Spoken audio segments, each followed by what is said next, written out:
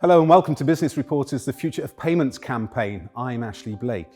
It sounds incredible, yet it's true. Up to 50% of B2B transactions is still paper-based.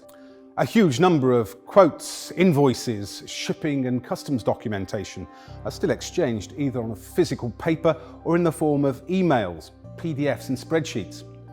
None of these channels are truly digital, therefore all of them involve huge extra costs and a high risk of human error.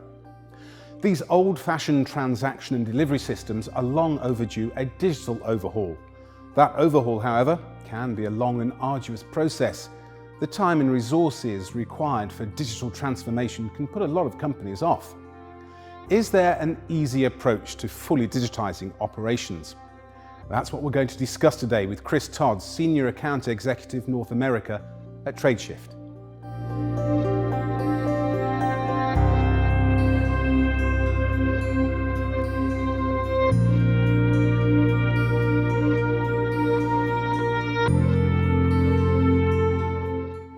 What do you think business leaders have learned from the pandemic? I think business leaders learned that their supply chains were vulnerable, too static and not agile enough globally.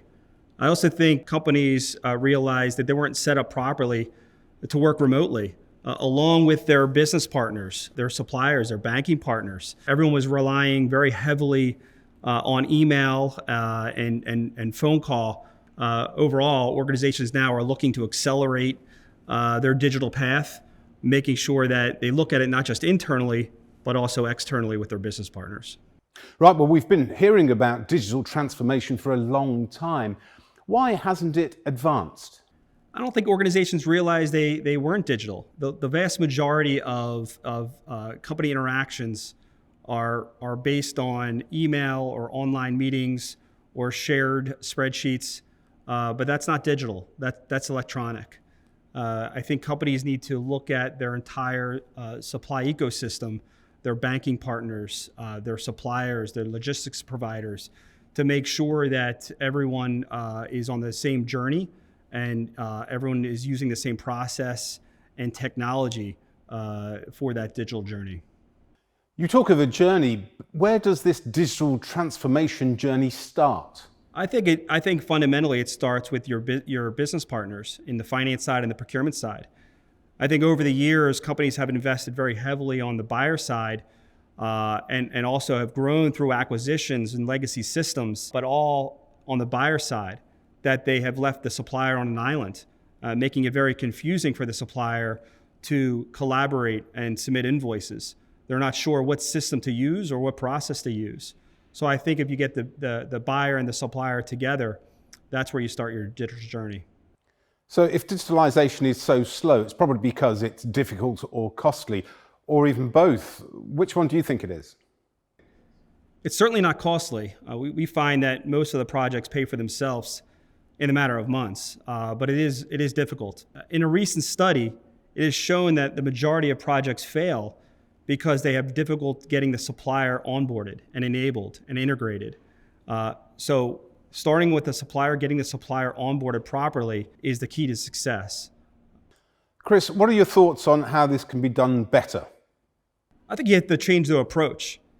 As I mentioned, for many years, the buyer has always gone to the supplier and constantly negotiated or squeezed them for more savings. I think the approach needs to be, when you go to a supplier, instead of bringing a bat or a stick, bring a carrot. Show them the value of why they should change their method of collaborating, submitting documents, submitting invoices. Because you want a platform that's easy for the sellers to submit an invoice. Second, you want a platform that provides them clear visibility on not only historic invoices, but the current invoices that are in the cycle time. Third, you want a platform that they're able to make sure they get paid on time and have the ability to get paid earlier. I think those three areas will help the seller and incentivize the seller. How does Tradeshift help? We are a cloud-based solution on a business network that's made up of buyers and suppliers. We sit in that intersection between those two parties. In essence, we're the glue for that transaction. We make it easier for the supplier to get onboarded. They get pure visibility in their transaction. And obviously with the buyer, it's a win-win solution. How does the software work and how is it different from the others?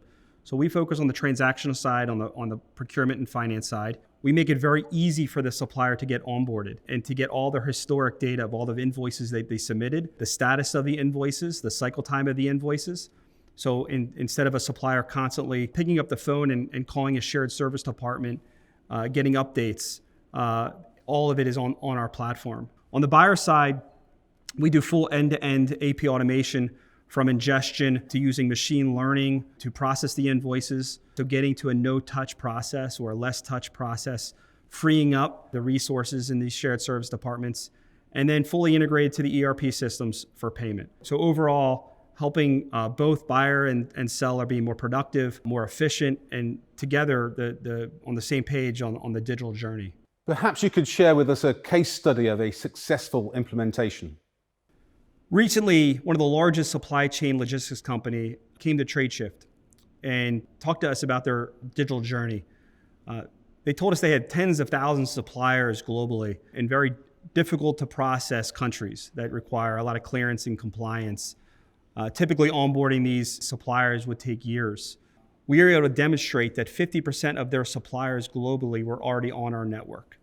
So within day one of the project, we were able to demonstrate a clear and easier path to onboard these suppliers and accelerate their digital journey. Chris, can you give us 3 key takeaways? Well, digitization is key for any organization that's looking to be agile and have a frictionless supply chain. After you digitize with your supply chain globally, and you're in all the various regions globally that require local clearance and compliance, then you get into automation.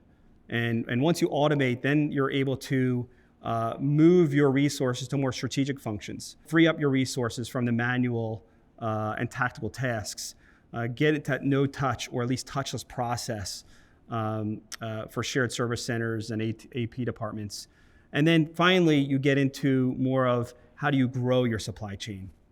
So you get into more of diversity and sustainability. Maybe there's a brand or product that you're rolling out into another country.